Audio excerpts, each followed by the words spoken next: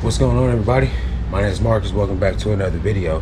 Today's going to be a day in the life video where I show you guys what I do inside of my business as a six-figure reseller on eBay, and just the processes and the behind the scenes footage that nobody talks about, because let's face it, being a reseller on eBay to scale is difficult as heck, and I'm not going to sugarcoat or talk it down in any manner, shape or form. So a lot of people want to know what it takes. A lot of people want to know what you need listed, listing goals, things like that, as far as to how you can make the amount of money that you're looking to make. One of the questions I had recently in a video is how many listings did it take for me in order to start making $1,000 a month?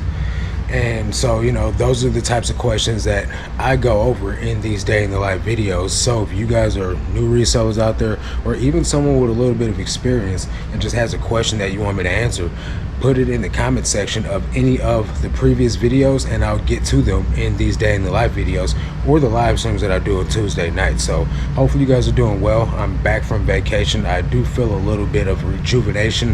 However, my flight got delayed several times yesterday due to bad weather in St. Louis. So my flight was supposed to leave at 10:30 Orlando time, which is 9:30 St. Louis time, or Missouri time, Central Standard Time, and it did not leave until 11:35, 11:47.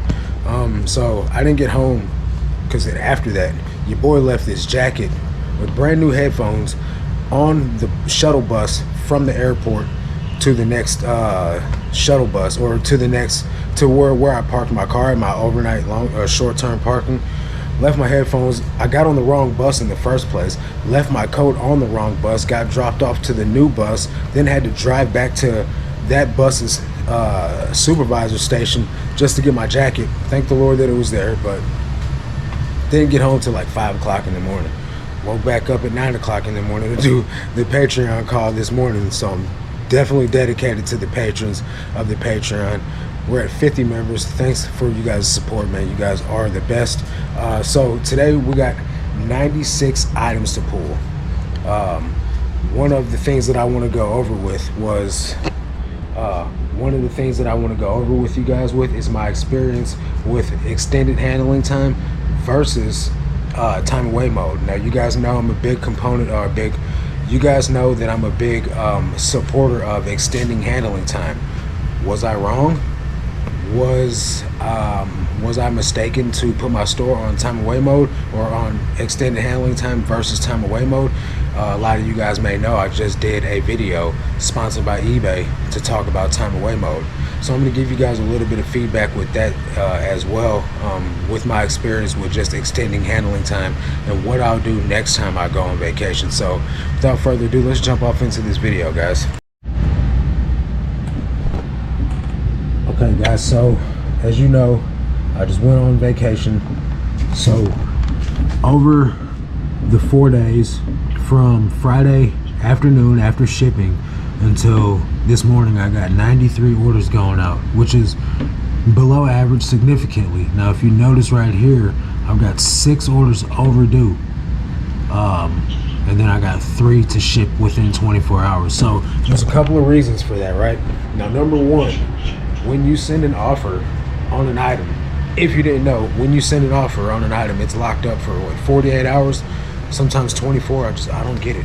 But anyway, so there were listings that were not updated to the extended handling time because there was offers on them for some reason or another, or not for some reason or another, just because there was offers on them. So right when I extended my store, the handling time on my store, I did it for 5 days. That covered me on any buyers that would buy on Friday, to where I didn't have to ship on until Tuesday, which is today.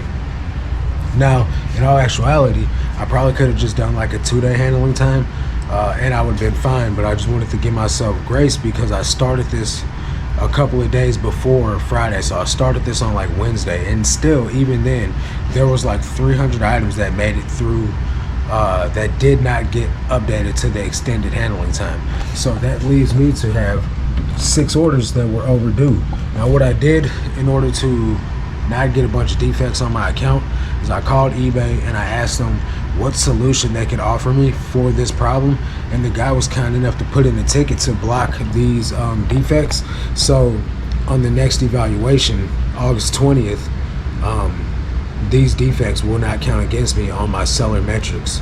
And although it does say overdue now and I'll get a late shipment defect, they should fall off when this next cycle comes up on the 20th of every month. So August 20th, all these defects should fall off and I should stay at 100%. So I'm not going to go over all 93 of these items, but I'm going to show you what the gross total is for it.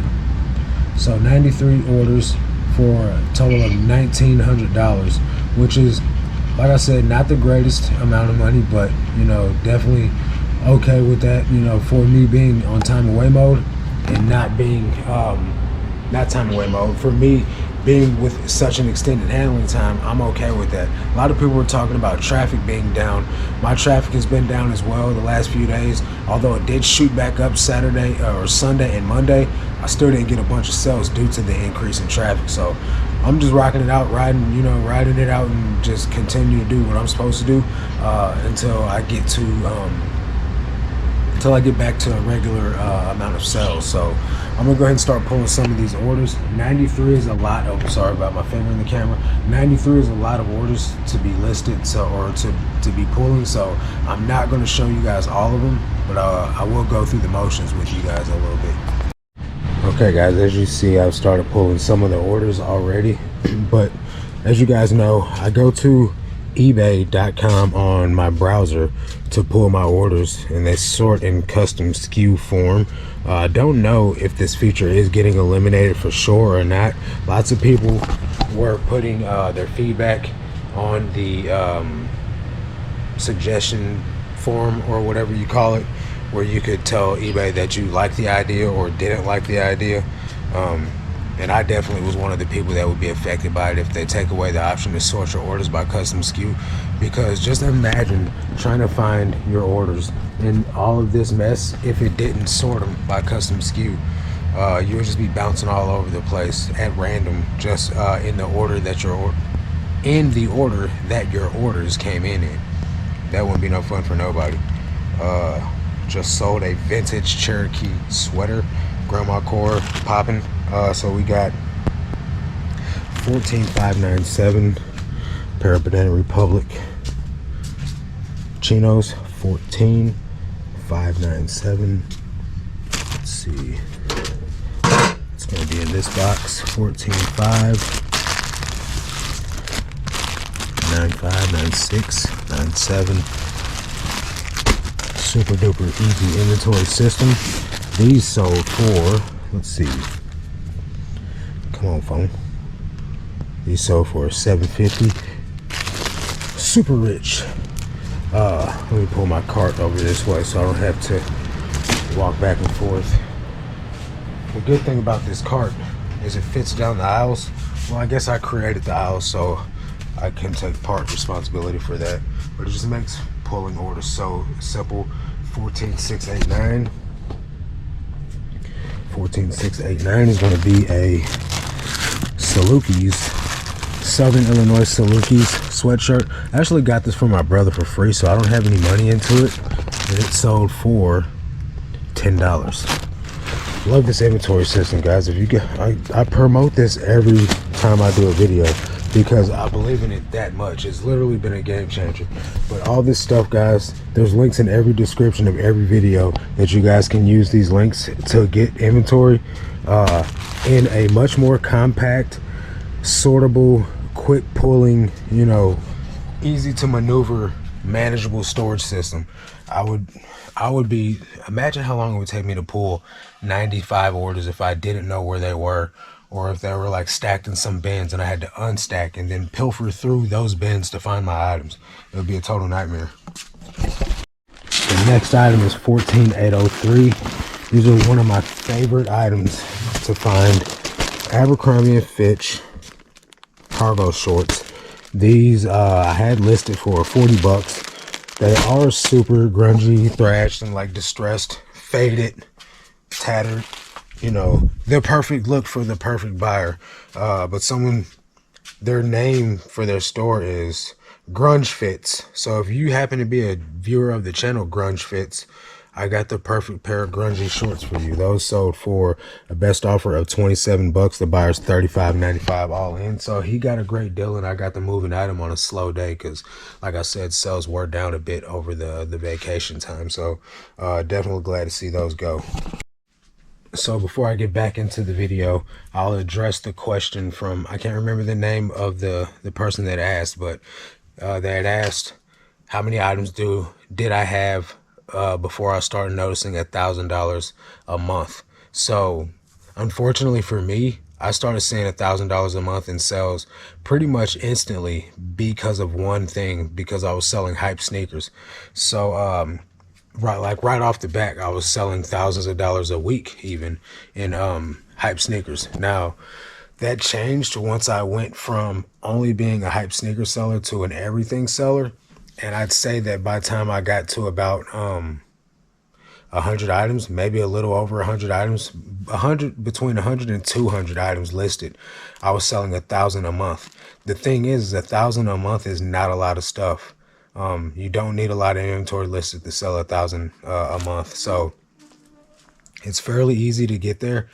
Netting $1,000 a month is a totally different thing, and it all depends on the items that you're selling.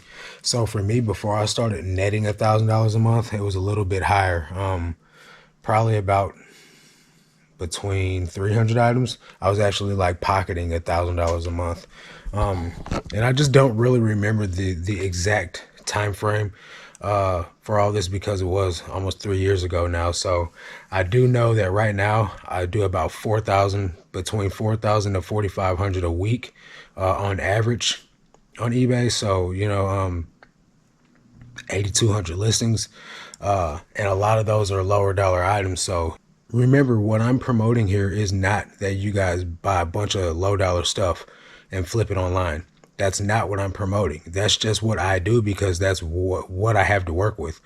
Where I live, there's not a lot of thrift stores. There's no way I can buy 50 items a day at the thrift stores that I live at.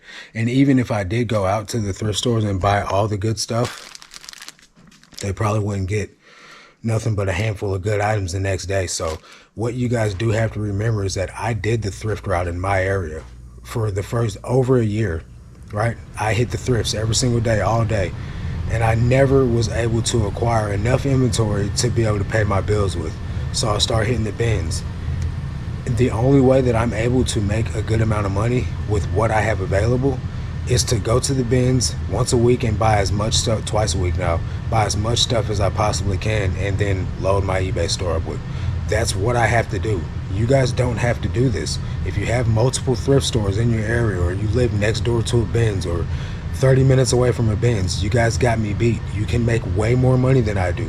I'm not out here telling anybody to do what I do, but what I do is what I have to do. So with 8,200 items listed, low dollar items, I make 4,500 a week. So that's just where I'm at right now. So that's just, and I've been doing this 2.5 years. So that's just a time frame, a guesstimation of what someone that does pretty much the similar business model that I do, but it's a severe grind, which actually brings me to another point. Miss Lachey asked about, and this is what I'm thinking she meant by it, was the grind.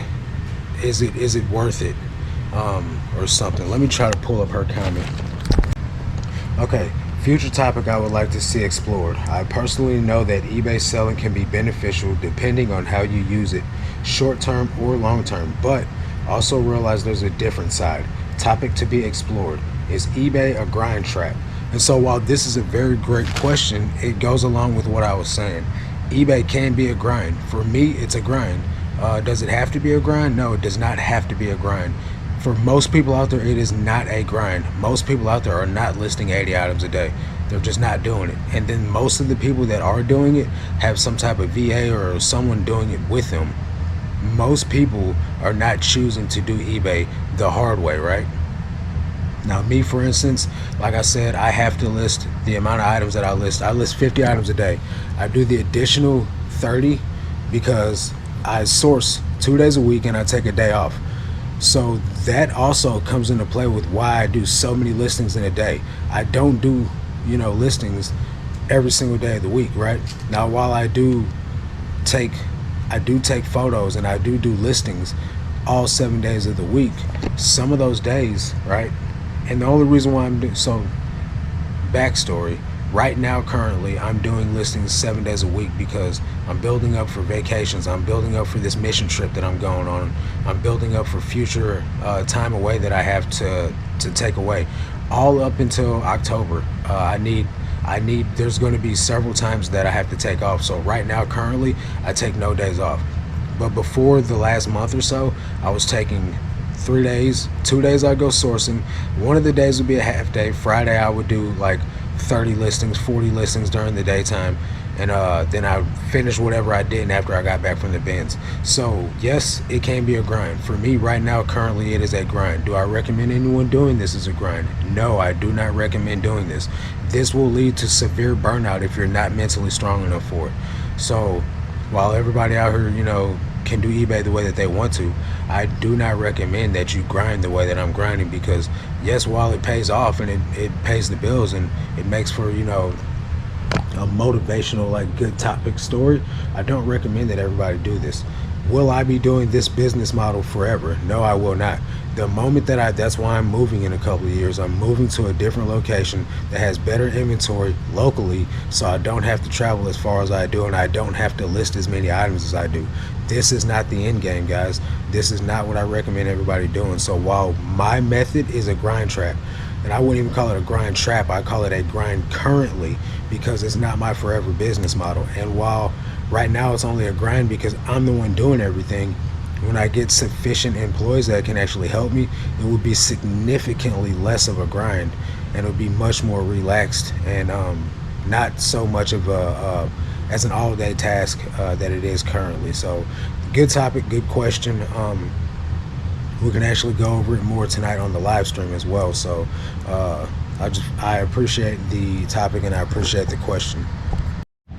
Diesel jeans. These jeans are definitely something you don't want to pass up.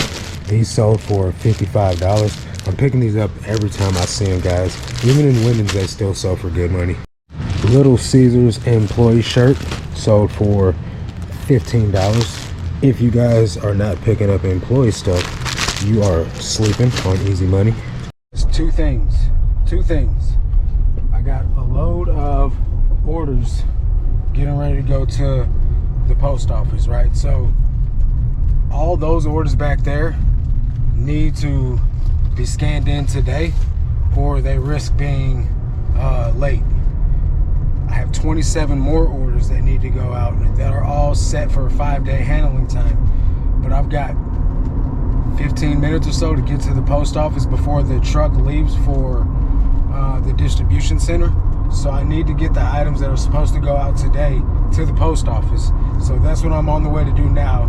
And then after I do that, I'll come back to the storage unit and pack the other 27 items and then take them back to the post office. Because while those have sold, you know, over the last couple of days, they don't necessarily need to go out until tomorrow. I think the 28th is when those all are supposed to go out. And so it's the 25th today. So I'm going to get those to the post office later on today and get these to the post office now before the truck leaves for distribution.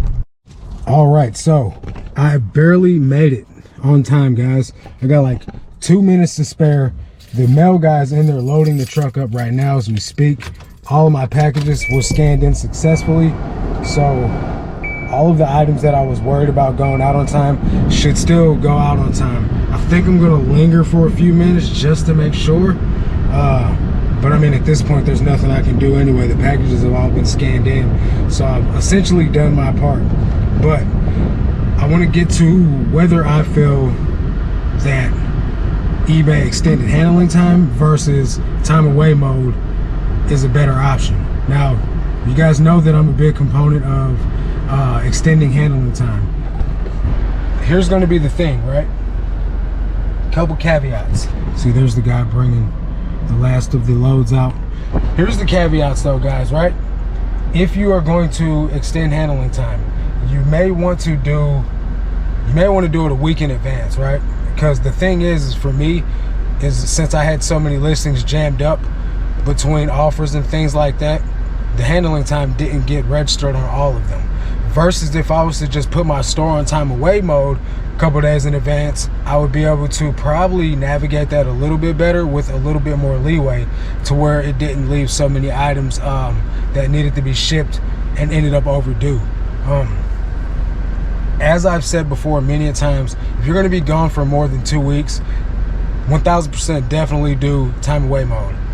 Me going away for 4 days, I would still probably do time away or extended handling time, but what I would do is I would start extending the handling time the week before. So I know that that's going to be like, what? Why would you extend your handling time that long in advance?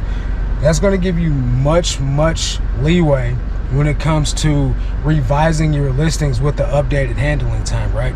So start it out 5 days in advance, right? Just 5 days. But do this a week before. So if I don't want to lose you guys. So say I'm going on vacation in 2 weeks. I'm going to start those listings all with 5 days handling time, right? And each day or every other day, I'm going to go in and revise all the listings until they're all set at 5 days handling time. And that's going to give me a 5-day refresh every single day, 5 days to restart each of the items. So that way, the week of, I don't have to scramble to get the rest of the listings that didn't make the cut on a 5-day handling time. That's going to give me more than enough time to get all of my items shipped and still be able to not have to do time away mode. So all in all, I feel like it was a success simply because the eBay representative was willing to give me the pass or the assistance in getting those overdue shipments covered on their end. So, you know, this is just a learning lesson on my behalf. So I'm going on another vacation, not even a vacation, it's mission work for my church. September, first week of September, I'll report back with the same setup, right, that I'm just recommending a week or two in advance on extending handling time, and let you guys know how it goes then. If it doesn't go well then, I may need to re-strategize things and then give you guys another update at that point in time. But as it stands right now, that's what I'm going to be doing in the future. Alright guys, so I'm back at the house. I'm eating some lunch, and now I'm getting ready to finish the last of my drafts that I'm getting ready to upload. Since it is the first day back from vacation, I am not listing today. I'm launching the drafts that I've had in the draft bank, so that way I can two things: get caught up on all the shipping, and then one is to get caught up on all the shipping. The second thing is that I don't have any inventory here, so I'm gonna have to go to the bins to get shipping. I don't have any items here, so I'm gonna have to go to the bins tomorrow to get inventory to get back to listing Thursday or so. So I got enough drafts to last me today and tomorrow, and I'll have to figure it out for Thursday, but that's another day. So get ready to launch all these listings. All the handling time and everything has been bumped back up to 1 day, and all the shipping methods are the right shipping methods and everything like that. So I'm gonna go ahead and launch all these drafts, and then I'm gonna get back over to the storage unit and finish packing up the orders, as well as go over a couple more questions that I got from you guys. Okay guys, so I have a shout out to a guy that I met at the Orlando bins. His name is Cash. He says that him and his wife watch the channel all the time. So big shout out to you and Cash's wife. I don't know your name, but it was nice to meet you. Didn't really expect to meet any subscribers at the bins down there in Orlando, so it was actually pretty cool to meet somebody that's that far away from where you live at, that watches your content. So like, you never know, man, who's watching your stuff nationwide or just, you know, worldwide, because there's people that watch my channel from Sweden, from the UK, to all over. So I'm actually really surprised, but thankful nonetheless, which also leads me kind of like a caveat into the next question is, do you pick up all Levi's? And no, I don't, honestly. There's the bulk of the women's Levi's I leave behind. There's a couple of models that can do well. Sometimes the 515 boot can do well. the 723, I think is what it is, or maybe it's a 721 shaping skinny, 725, sorry, shaping skinny. And then there is one other women's model that I can't really remember right off the top of my head, but I would know it if I saw it. And then I pick up the more modern, like the wedgie, the Big E reproduction. Those I'm picking up the wedgie, and then there's another one which I also can't remember, because I try to stay away from more women's Levi's than I do men's Levi's. And so for the men's, I'm picking up 505, 501s, 511s, 541s, and the 550s, 569s. There's another one that I'm thinking of that I can't, it's not coming to my head. Did I say 527s? I'm picking up those. And the size runs that I'm usually getting is between 28 30s on up to as high as, 38 34s. But I'm not usually going as high or higher than 38s, just because they tend to sit a while for me. So that's just me and what I pick up when it comes to Levi's as a brand. Hopefully that helps. I don't know. That's just what I'm picking up. And then condition does matter. If it's super stained, like in a bad way, to where like you can tell the person was not okay with it and that's why they donated it, and I'm passing on it. But if it's like distressed and like kind of cool looking, just depends. A kid will wear that. A grown man's not gonna wear something that looks raggedy like that though, but a kid might. So that also determines whether I pick it up or not too. Alright guys, I'm back here at the storage unit. I've got the shelf assembled right here, the one that was boxed up right here. I got to take the old shelf out of here. I've put some of these boxes that was on this back row right here on the shelf and on this shelf as well, to make some room in here for more inventory. And I'm gonna grab a couple of more shelves to put these items on. What I'm going to do for safety measures is, one of the subscribers to the channel recommended that I zip tie the shelves together, and while I was in Florida thrifting, I did actually see that they had the same shelves and they had done the same thing where they zip tied them together as well. So I feel like that's a very solid piece of advice from, I can't remember which subscriber said that, but I'm going to get this one out of here at some point. So I'm not going to zip tie these, but I will zip tie those, and that'll just do for the time being. I still have 27 items that I got to get packed, and I got to get ready to go live. So I'm going to have to cut this video abruptly short. My apologies, guys. Leave your questions in the comment section, and I'll get to them in the next video, or I'll do it on a live stream. That's going to do it for this one. Catch you guys on the next one. But until then, let's make this cash, guys. Peace.